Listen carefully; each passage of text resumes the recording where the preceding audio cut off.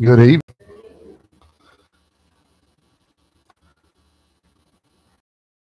Before we start, I may have said this before, but years ago, that the song that we just sang, "I Am Resolved," we were at a church somewhere else, and they sang that, and all four verses, might have been five verses. There might be five verses in some versions, but definitely four. And it lasted about an hour and a half. The song did. And I'm just going to be real honest with you. I don't know that anybody was real resolved about anything. You sing slow and some medium and some fast, and it feels like that needs to be a fast song. I don't know that the crowd was real resolved. I was resolved to get done with it, but I don't know if anybody else was or not. But I honestly think about that just about every time that every time that we sing it. I want to mention something that's not church related real quick. And I would just want to say this as a parent, as a father. But tomorrow night, Will's football team plays for their conference championship. And I think in 34 years, the school has won two in 34 years. And they play tomorrow night. They've had an undefeated season.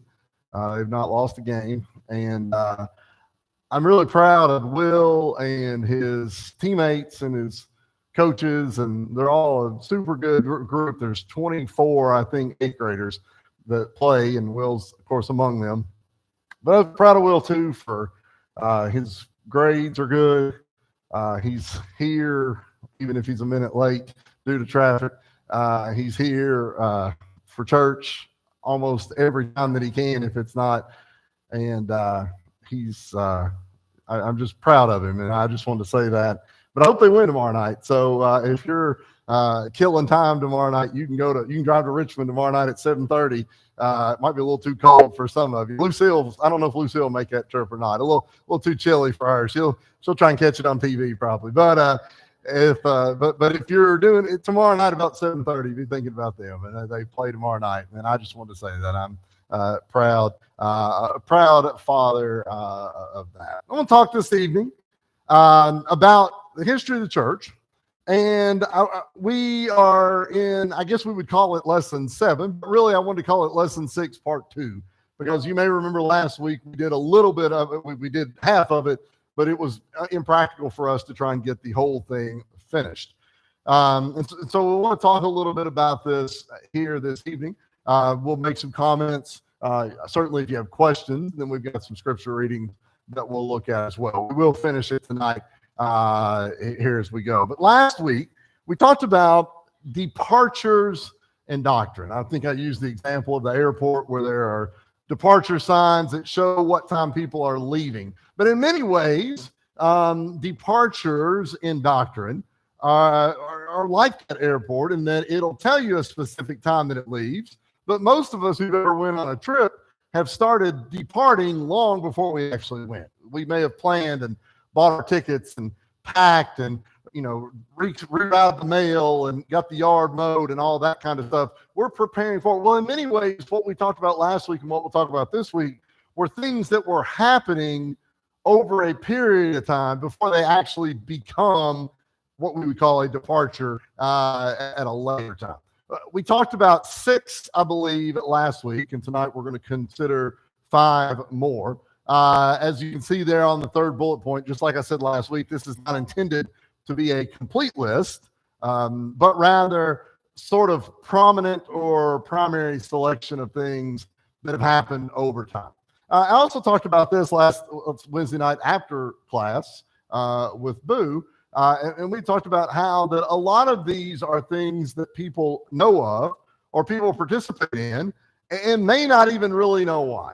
And I think that's important for why we study the Bible, and also why we study even things like this that maybe are more historical than scriptural, but it's an opportunity for us to sort of understand maybe how it got to this point. And I did say last week, and I want to say it again, I don't teach this for you to run out to your neighbors and friends and just start pointing out all the wrongs in their life, because that's not what we're doing. For me, that's why I wanted to go back to that, because in many cases, people may not even know why they're doing it. And that's what our goal here is this evening, is to understand what led to this. And I think last week we had some good discussion about that as well. Just as a quick review of some things that we looked at. It's not updated. I added some things to it, so we may need to. It's going to have to be updated, because that effusion should have a different thing on there as well. While you're doing it, before you do it.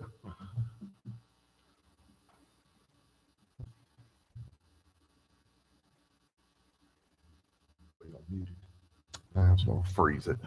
I don't think there's a freeze button on there. I don't. Yeah.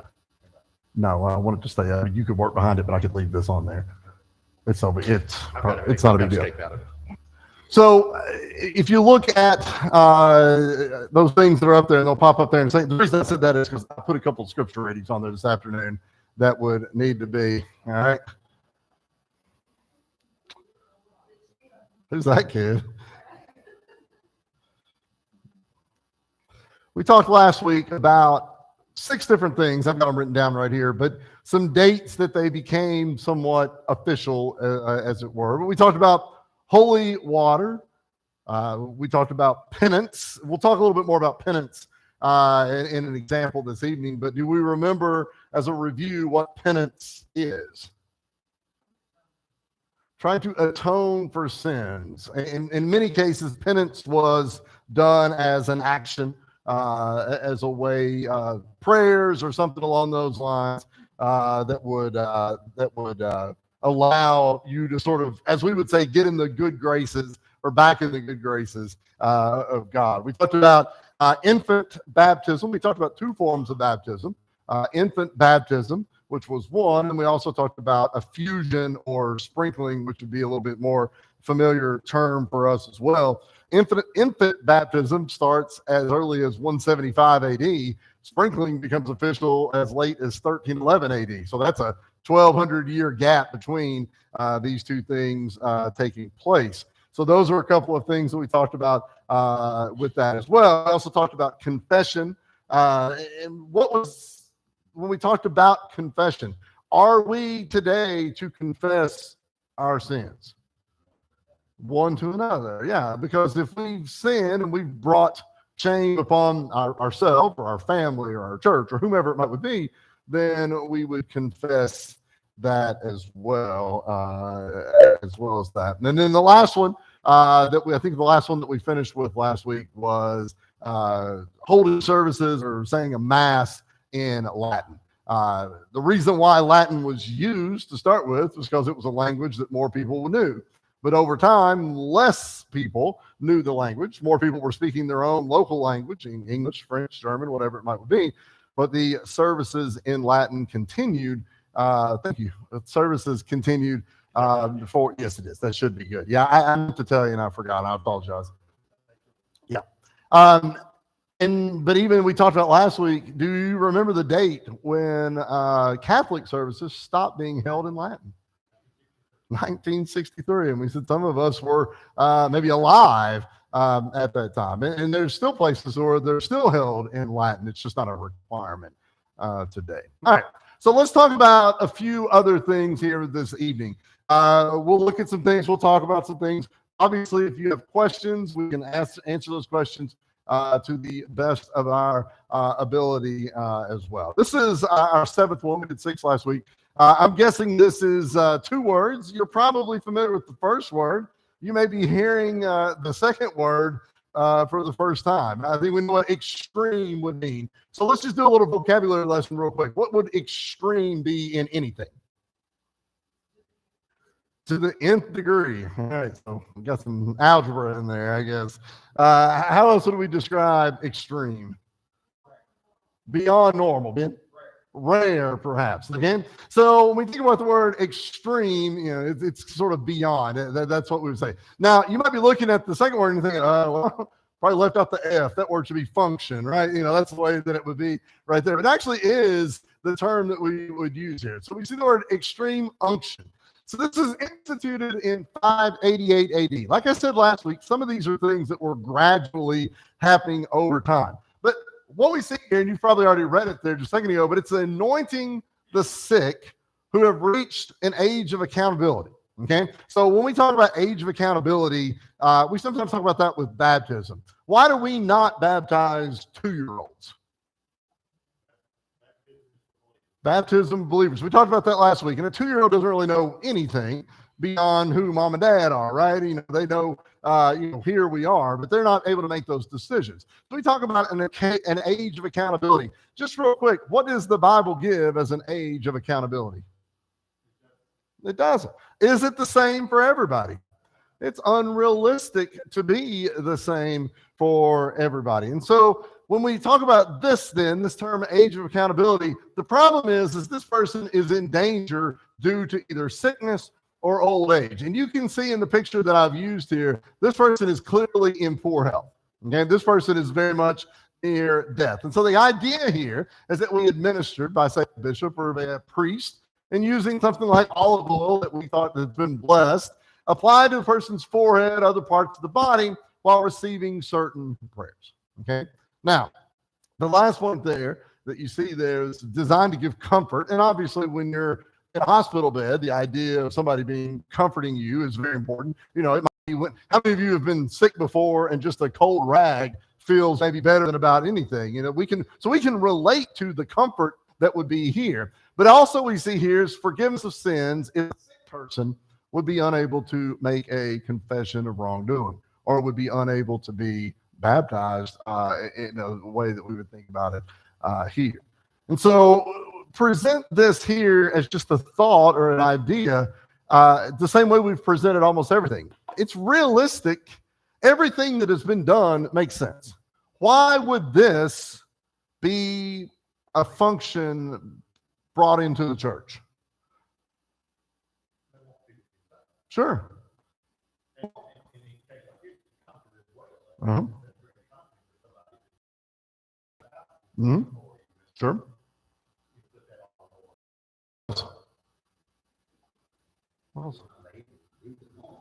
Uh-huh. Sure. Sure. I remember it's been, I would have been little, I guess, but the question was raised if somebody was coming forward to be baptism and they got to the end of the aisle and they fell over dead of a heart attack. Is that person saved or not? That's an impossible question to answer, right?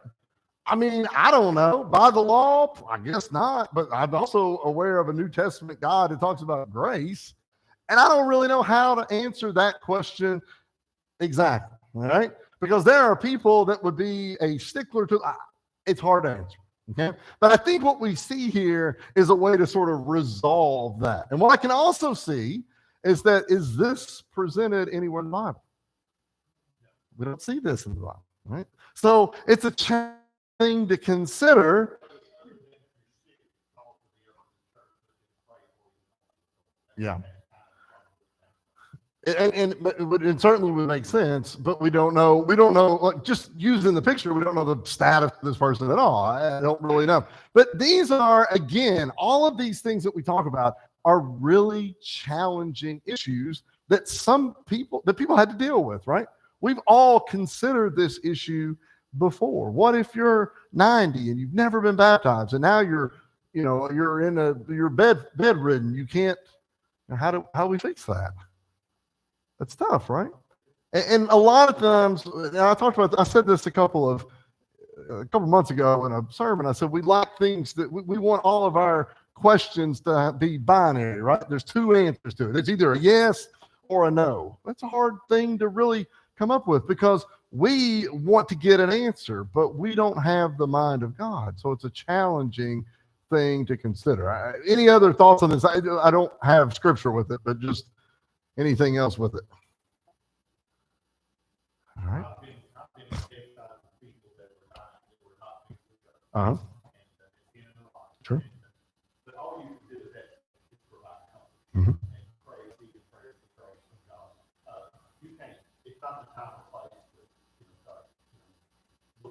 Sure. That's right.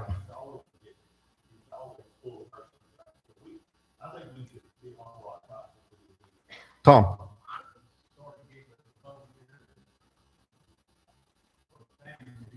Sure. Say a lot of these things you'll see start too with important people, Yeah. royalty or Perhaps so. or family. So you want to take care of that person. Right. That's where you see a lot of these rules start to bend. Could be as well. And with a lot of these, it's just hard to answer like a question, definitively with that. Okay, let's go on to the next one. I'm guessing this is a word that you have heard of, and I really want to talk about the next two sort of together. All right, so the first one is purgatory. Just a quick show of hands. I've heard of this word before. All right, I have not heard of this word before. All right, so I felt like this would be the one that maybe most of us would be familiar with. If I were to take this off the screen, you can't read any of this. How many of you could tell me anything about it other than I've heard this word before? Maybe some of us more than others along the way. And so when we're going to talk about this will be our eighth thing that we're talking about here. So look at just by definition. So it is this intermediate state after your physical death. Okay. And there's a reason that we read what we read this evening. But this is you as a human person have now died. Okay. What with human bodies after they die? We bury them. All right. So we bury them. We have a memorial, we have a burial, cremated, whatever it would be. But what happens? What do we talk about with the soul of a person? Goes back to God. All right. So our teaching here is that this is after you have died. So imagine you have died, or somebody you know that has died. And so their soul is going to spend a little time either purifying or purging. Okay, so let's think about those two words for a second. It means what to purify something? To cleanse it. What does it mean to purge something? To cast it out. Sometimes the word purge with a sickness or an illness, you can, cast it out, perhaps it would be. So this is a well-defined thing by 593 AD. But I want you to look here. It had also been condemned by the Council of Constantinople. We didn't talk about that, but we talked about the Council of Nicaea, but the idea of a group of people that come together to sort of make a set of decisions. And they were not happy with this idea. However, it becomes part of church doctrine by the 11th century. So this was a common accepted idea. We'll talk about a couple things with it in a second. This is not the same thing as your life is over, you go to heaven, you go to hell. But instead, it's sort of this midpoint, okay? Sort of this midpoint. And so what happens here is that your soul, which has sins, because all of us sin, right? We all sin. We all, even after we become a Christian, we all sin, right? And so what this would be is this would be a sort of waiting place, as it were, so that our soul can make progress toward perfection. And our soul could be gradually purified. Okay. And so these minor sins, these things that we've done that, are not necessarily, eternally damnable, but are still minor sins, they're not going to eternally separate me, but I got to spend a little time before I actually go to heaven getting this purged, getting this purified. Okay. Thoughts before we go any further?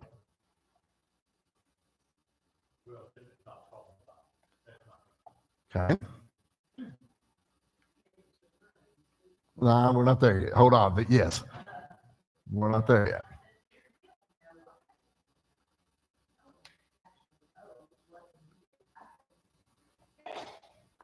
Okay.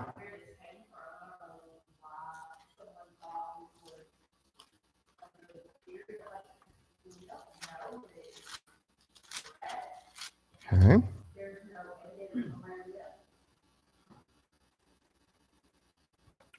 Anybody else?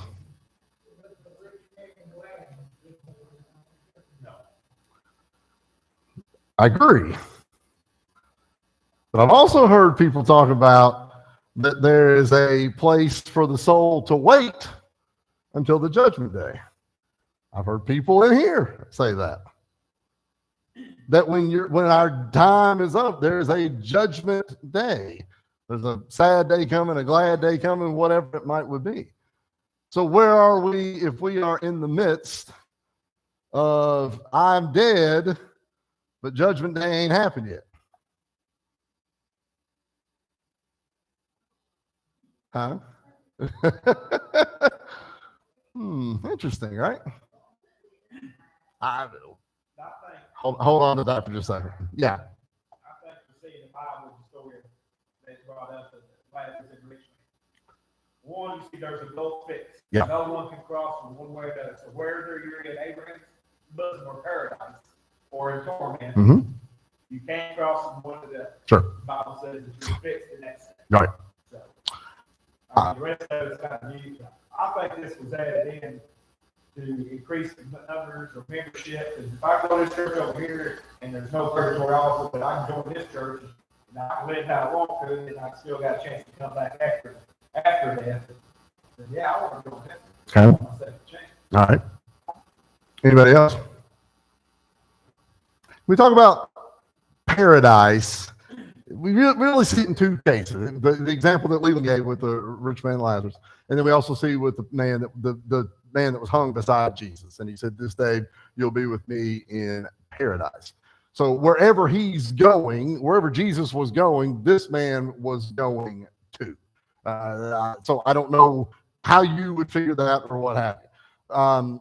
Over time, they developed this concept of, I guess, even layers of heaven and hell and purgatory that came with it as well. I'm going to speak strictly from my own personal belief here. I personally believe the judgment day is the day you die. Now, when I say judgment day, I think our decision is made that day. That's my thought, all right? Because there would be no need for a judgment day, in my opinion. But again, my ways are not God's ways. We don't think the same way. But is there a need for a judgment day if I can't fix myself? Think about it this way. If the electric bill is due on the first of the month and it's $300, I could pay it on the 10th and it's $400. Well, I've had a punishment there, but I can still get the bill paid, so to speak, right? Thoughts?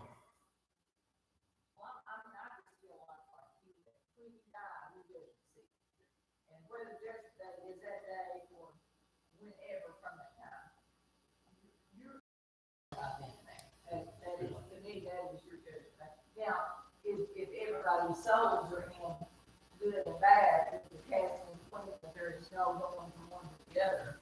But if your judgment is over, when you die, that's your judgment sealed. Mary, what was I stopped you a second ago.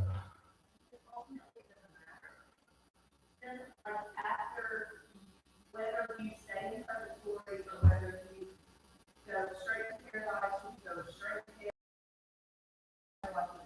None of us actually know anything.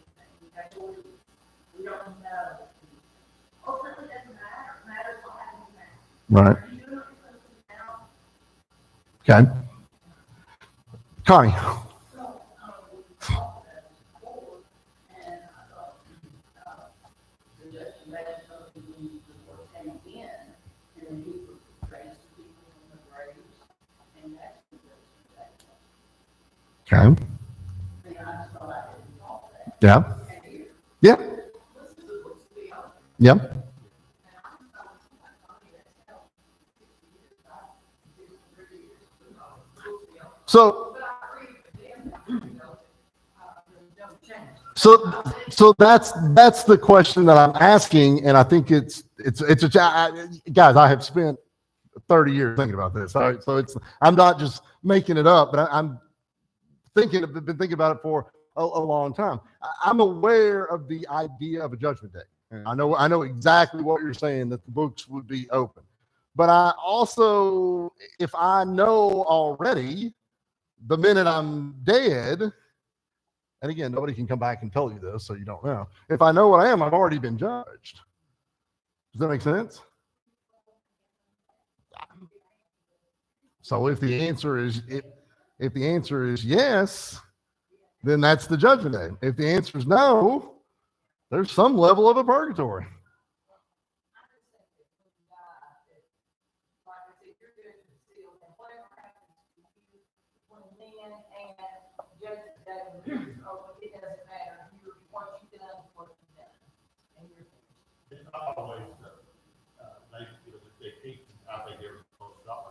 But let me correct you right there. That's really a Greek teaching. That was sort of a Greek religious idea before Christianity. I think Christianity has used that as sort of a descriptor to make for the Greek people to understand a little bit more.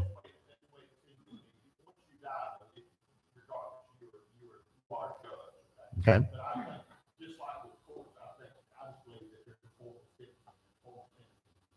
Okay. Even though, if you go through kill 3 people, and Sure. the jury finds 3 days later, you already know what the judge will say. That's right. Yes, ma'am. And where does the dead and right in Christ shall rise, leave him in the air? Where does that come from? She asked, when we read about when the dead in Christ shall rise, where do they come from? It's a good question. The word paradise, in very much the same way that this sort of midpoint world, I do think the biggest difference here is the last point. And I'm asking you all of this because not that I have all the great answers. Again, it's easy to say, oh, yeah, it's this or it's this, but sometimes it's difficult. The difference here is I want you to look at the last bullet point there. It says this is a place where your minor sins can sort of be resolved so that you can work your way, or not you work your way, but you can find your way into. And I don't see that anywhere in Scripture. I don't see that. And I think the example is the one that Leland gave just a moment ago, that there's this divide, the rich man and Lazarus, and the rich man had done all he had done, and Lazarus had done what he had. They had their possessions, and they had treated each other poorly or correctly or whatever.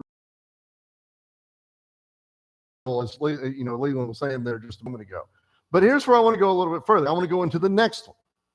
Okay, these two go together, and this is why I want us to talk about. I wanted to get this first thing because now we can go to the second thing. Let's imagine that you are in this position. Let's imagine that purgatory is a thing and your soul is sort of trapped in this spot trying to get to the next spot. Well, our ninth thing is what are called indulgences. And so what this was indulgences were a way to reduce the amount of punishment one must undergo for the forgiveness of sins. That's on earth. Okay?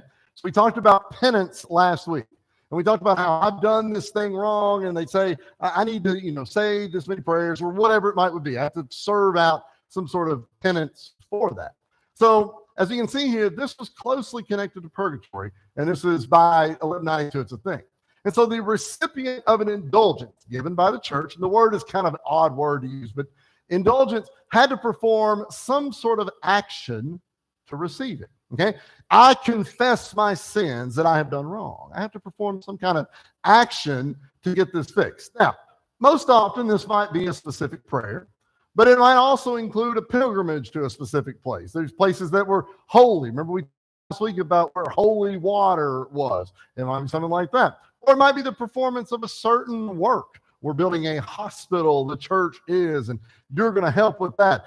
In many ways, it's not like a punishment that we might have in the court system, for some sort of minor offense. Maybe we're picking up trash on the side of the road or whatever. Now, these were introduced as a way to allow, as you can see right here, for the remission of the severe penances of the early church. And so instead, the church got really stout in saying, you got to say, 25 prayers or this or that. So it's a way to maybe reduce that. As we said, it was paid for. You paid for it, either with actions or with money. Okay? And so when the church said, you need to do blah, blah, blah, okay, then you did that as an action. Or maybe you could pay for that as well. As we said a minute ago, it's used to support charities, hospitals, and other public goods. But abuse of this becomes a really big problem. Abuse of this becomes with right here where we see that the church had a hard time restraining it. Many people started to use this as a freedom to sin. How many of you ever play Monopoly where you get the get out of jail free card, right?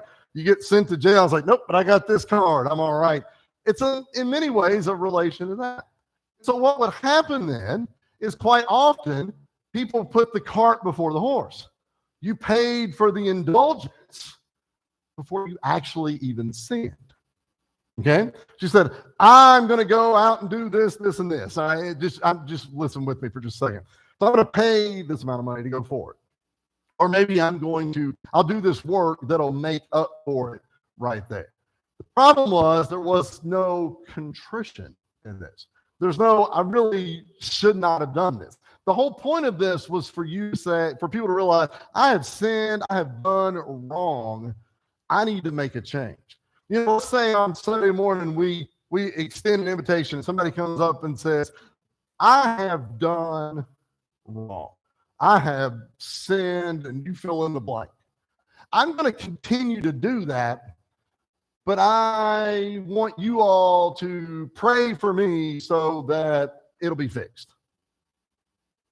What would we say to that? It's not really how it works. Now,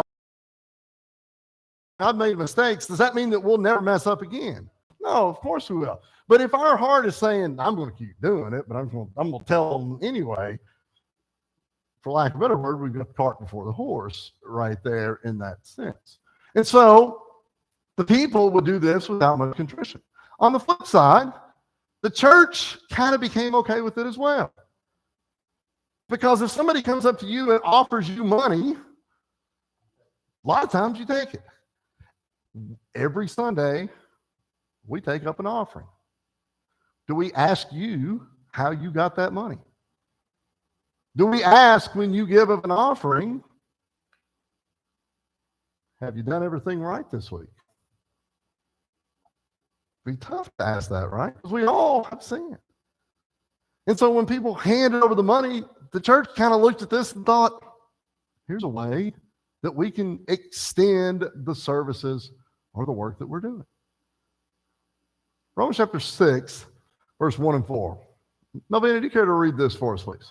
What shall we say then? Shall we continue in sin that grace may abound? Certainly not. How shall we who died to sin live? Or did you not know that as many of us as were baptized into Christ Jesus were baptized into his death? Therefore, we were buried with him through baptism into death, that just as Christ was raised from the dead by the glory of the Father, even so we also should walk in his life. I wanted to use this verse right here. I'm sure it's a verse that you're all very familiar with, to hit on what we're talking about right here. Okay? When I said a minute ago that all of these things most likely had good intentions going forward, I firmly believe that. I firmly believe that if somebody came up and said, I've done a whole lot, if somebody in this church came up and said, I've done a whole lot wrong, I'm trying to get it better. I'm trying to fix, I'm trying to make it better. Can I at least mow the yard here to maybe help out? Okay. You can help. That shows you're maybe becoming more dedicated to the church. I see that. I think it relates in somewhat similar paths to that. But as we said a minute ago, when you start doing this as a way to make money rather than finding a place where you could say, yeah, this is what you're supposed to do. Because what we just read from Paul there in Romans chapter 6, should we continue in sin? No. And what we see here is people that were choosing to continue to sin and let it pay forward. Now, the last thing, and this is where we'll hit on this at the end. There's only one other thing here, but the primary abuse of this is what led to what we call the Protestant Reformation. But what started to happen, and I don't really put up here, but I just want to include this as well, is that person that was in purgatory, that person that you knew who had died, the teaching had become that you could pray for that person. You could purchase indulgences for that person. Now, I don't want to make, I'm going to oversimplify for just a second.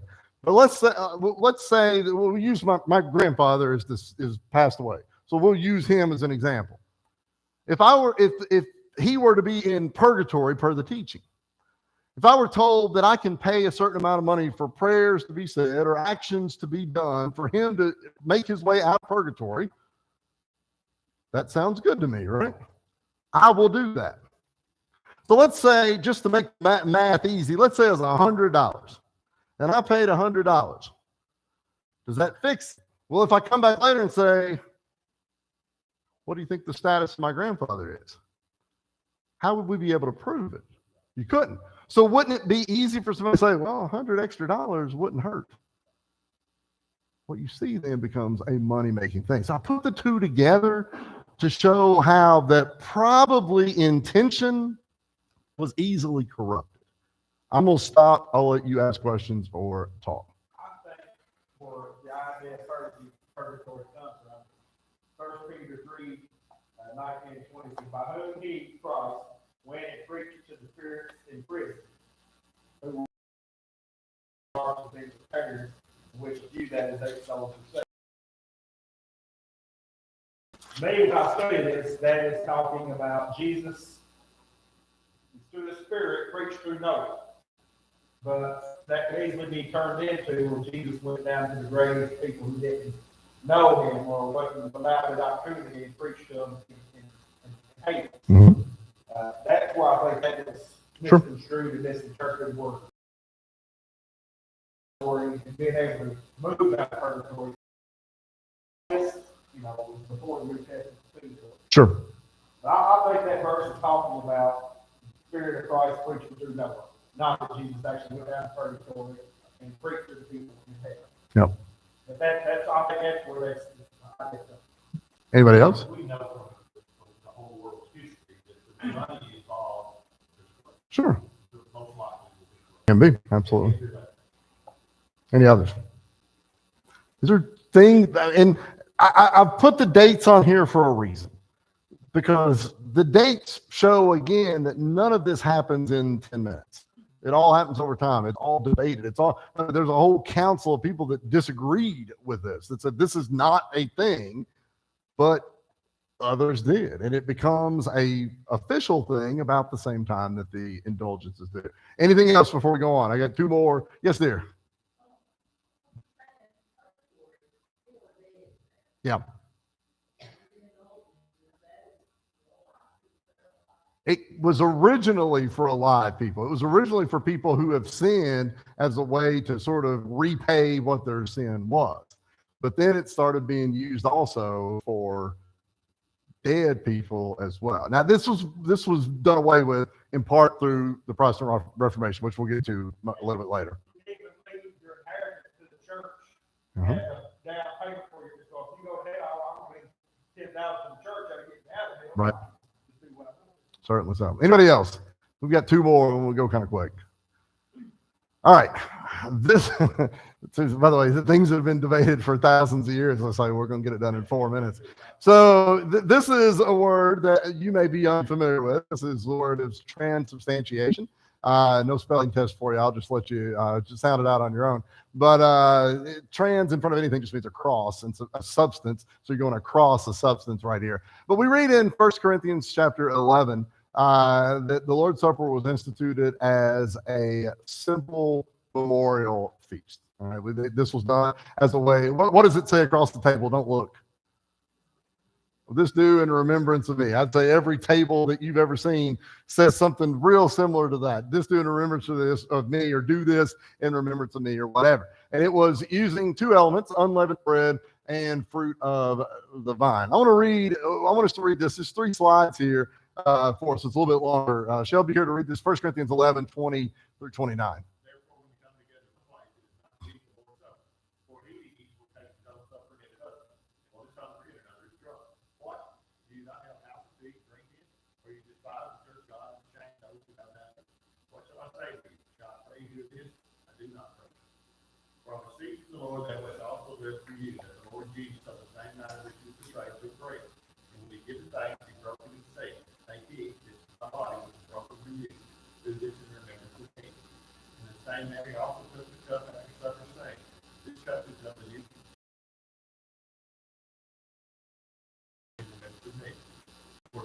eat this bread and drink this cup is the time the Lord said to the country. Therefore, whoever eats this bread or drinks this cup of the Lord in an unworthy manner will be guilty of the body and blood of the Lord. So that man examine himself, so let him eat of the bread and drink of the cup. For he who eats in an unworthy manner eats and drinks judgment to himself, not the Son of the Lord.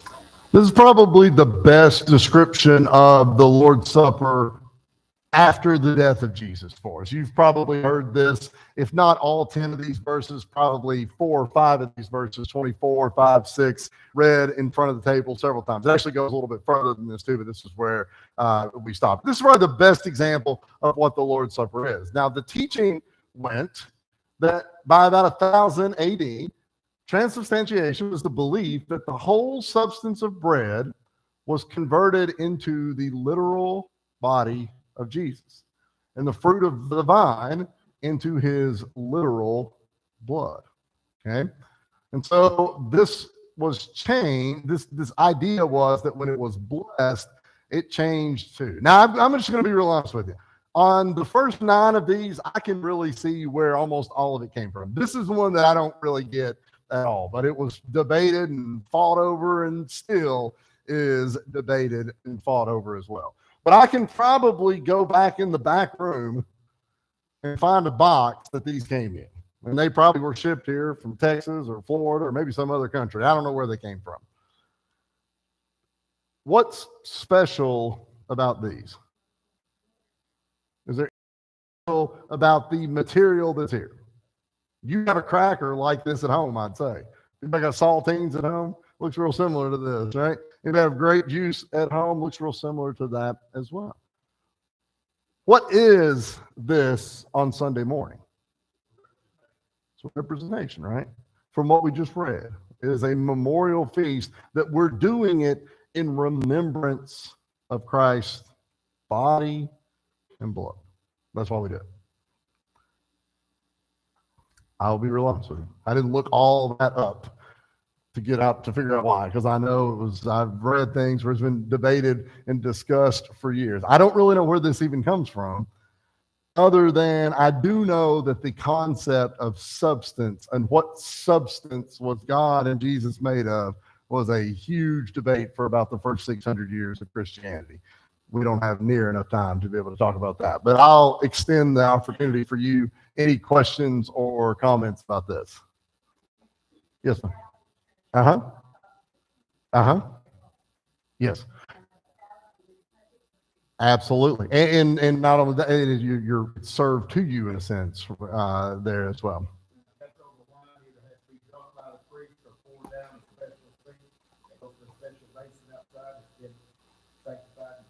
I've told this before, but the leftover drink, when I was young at Maple Avenue, me and John used to drink the leftovers. It's like, ooh, small crowd today. We'll have some extras. We're drinking that stuff right and left. Like, oh, better keep about 5, but we're ready for tonight. Yes.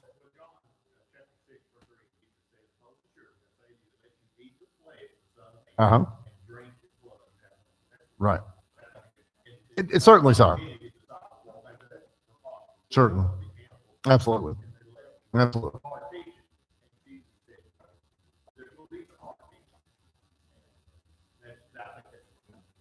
Last one. Yes, ma'am.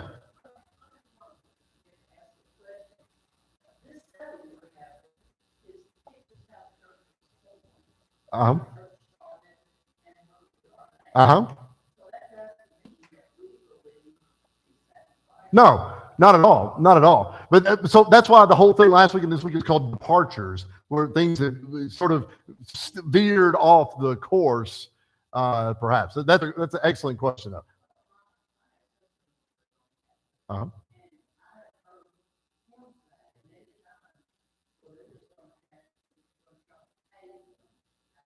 Right. Sure.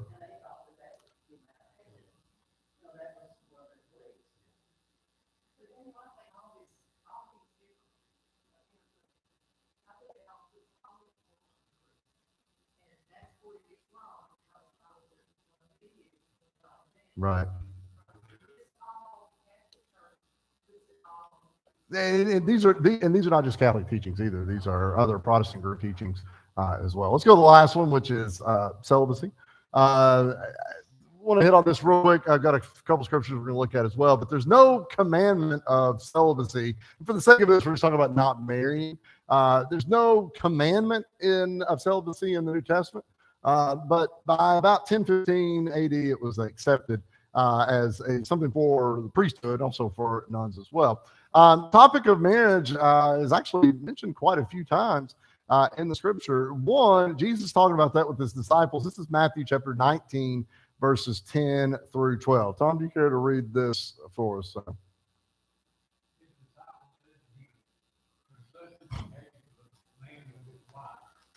Better not marry. But he said to me, all cannot accept this thing, but only those to whom it was given. For there are idiots who were born thus from the mother woman, and there are idiots who were made idiots from Eve, and there are idiots who have made themselves idiots for the kingdom of heaven's sake. He was able to accept Jesus talking about marriage and about what he says there is in verses 1 to 9, that the man should leave his wife and or leave his family and be married or what have you. But to dumb it down, you need to be committed to that person. Okay. But then they said that, if we read verse 8 and 9, it said, Moses, because of the hardness of your hearts, permitted you to divorce your wives, but from the beginning it was not so. And I say someone would be allowed to do this. And so the apostles ask a really good question. They say, well, if this is the case, then it would be better not to marry. They pose that question. And Jesus says, well, all can't accept that. All right. But some people may choose not to, and some people may choose. But he's already outlined sort of the explanation or the reason why you should be, why you might choose to be celibate, but also why marriage would still be okay. I'm going to go a little bit further. So Paul, and maybe talks about this perhaps a little bit more, but he emphasizes this as well. And he talks about, as you can see here, overcoming desires of the flesh. And he felt celibacy was better than marriage. Now, this is Paul giving an opinion. Okay? Paul felt celibacy was better than marriage. However, he was careful to clarify that marriage was also acceptable. I want to look at two things, but it's a little smaller, and I apologize for that. Don, do you care to read the first one? That's Ephesians 5, 25 to 28.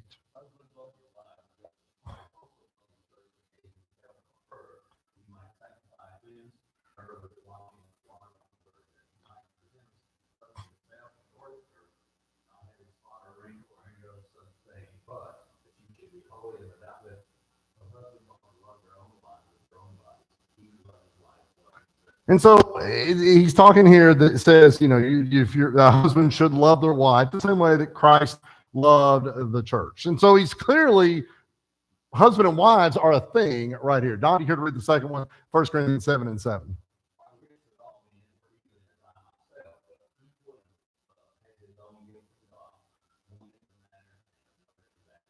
1 Corinthians 7 and verse 7, Paul seems to say here that, he has chosen not to be married.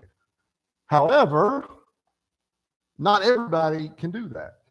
And so I think we're pretty clear there that is it okay to not marry? Not at all. Well, we read almost from the Bible about that. So let's go a little bit further. Last thing, we're going to wrap up here in just a second. But the way this is typically described, and as you can see it right up there, is sort of a reflection of life in heaven, okay?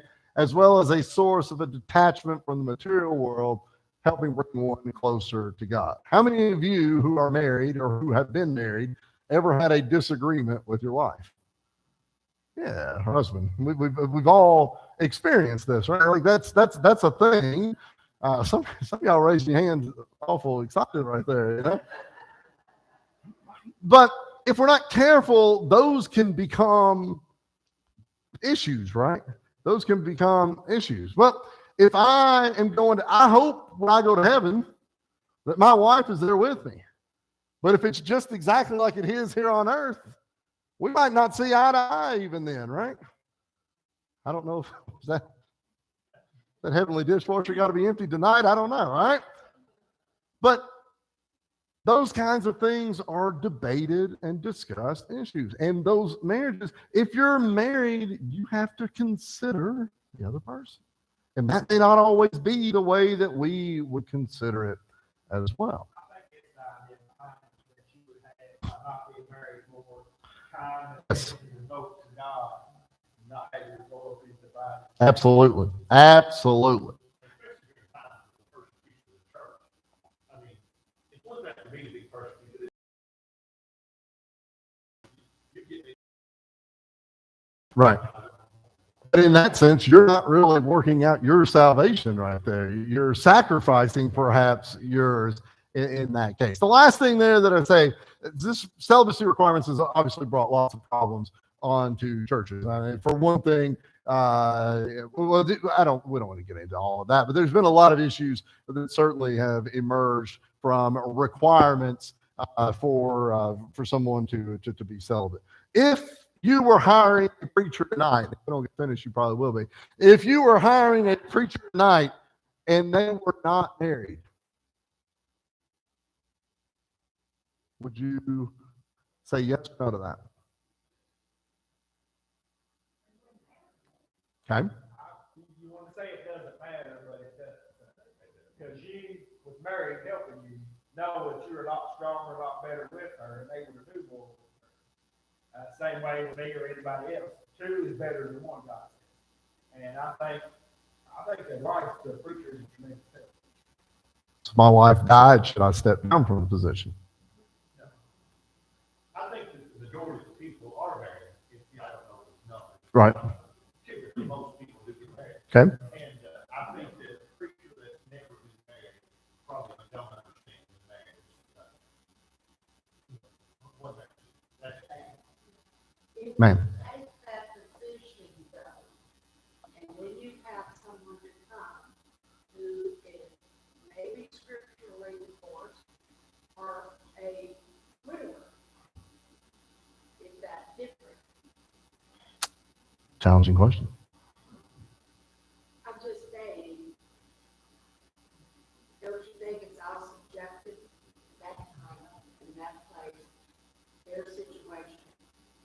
And I think that it's a very big, and I don't think you give it a yes or no. Dee has just said what the whole point of the whole 11 things was, is it's difficult to be definitive on things because there are always moving parts. Mary, go ahead. Sure.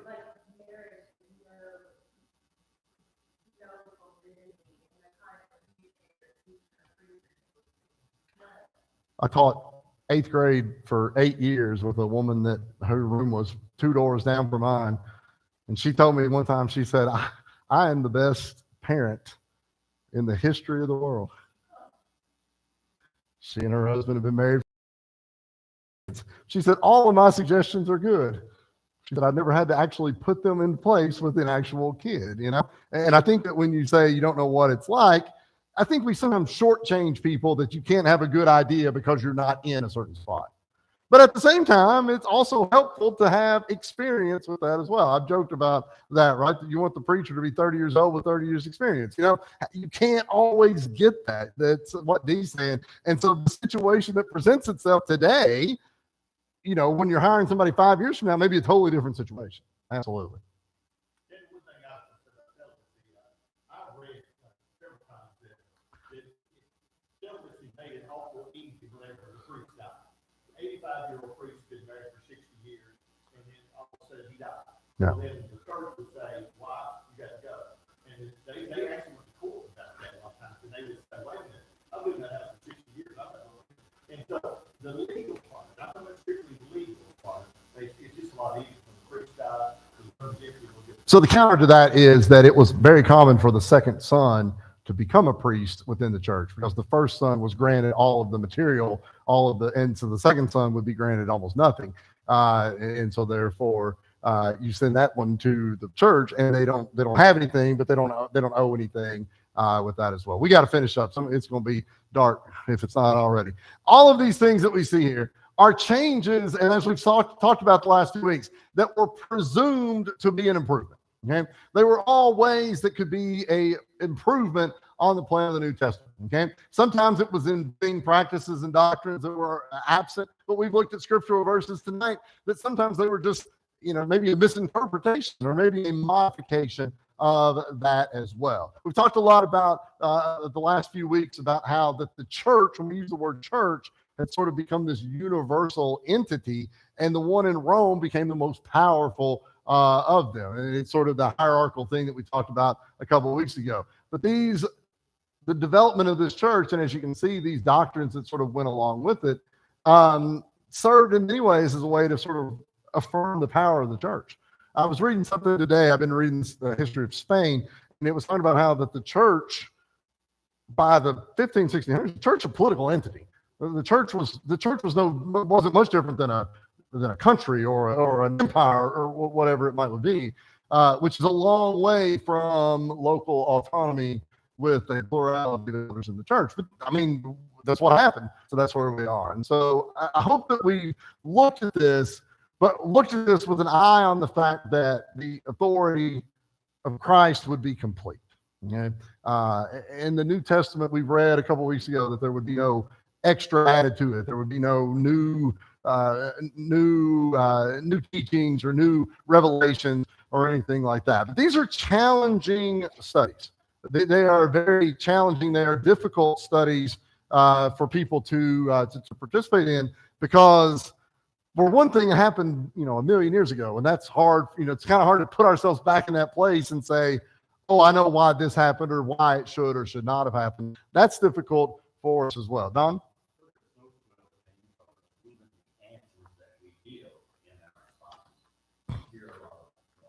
Sure.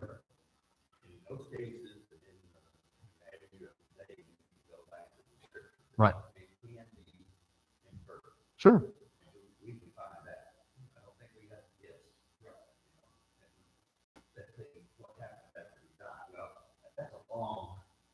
Right. Yeah, that was a bullet point tonight. Sure. Others? God showed us in the New Testament, Old Testament, what he thought about it. When they brought the ark, the cart to move the ark, which was much better, much easier way to move it, God struck them down there. When they offered a new kind of fire, God told them what kind of fire. God struck them down there. God said, I don't need no improvement stuff on it.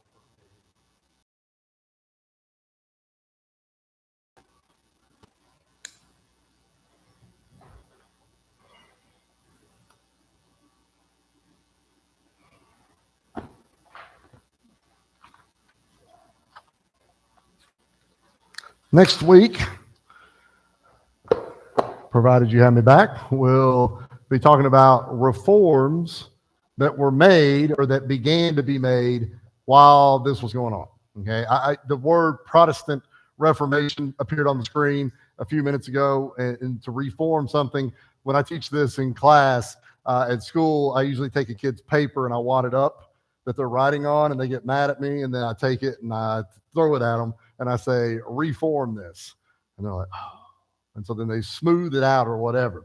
And so what we talk about when we talk about reforming is trying to, fix something that has been messed up. All right? And that's what we'll talk about starting next week. All of these things that we looked at covered about a 1,300-year period, 1,500-year period, maybe here the last week and this week. And they are challenging questions. And I hope for you that you appreciate the challenge. It's real easy to stand in front of a group of people and tell you to be good. It's real easy to stand in front of you every time and say you need to be baptized. I think you know that. I think